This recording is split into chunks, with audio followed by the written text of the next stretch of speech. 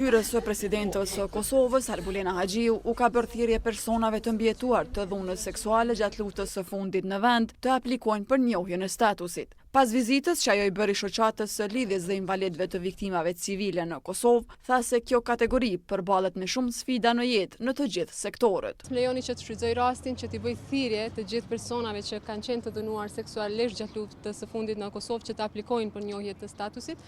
Ju e dini që janë 4 organizata të licencuara që merren me ndihmën e personave të mbjetuar të dhunës seksuale, përfshirë pastaj si organizata PEST dhe organizata në të cilin jemi.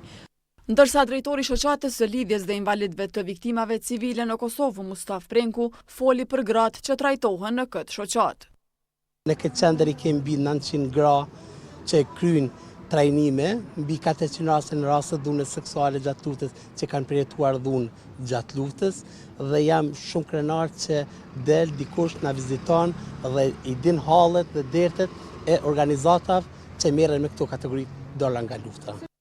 Sipas vlerësimeve të organizatave ndërkombëtare, mendohet se rreth 20.000 gra dhe burra kanë qenë viktima të dhunës seksuale gjatë luftës në Kosovë.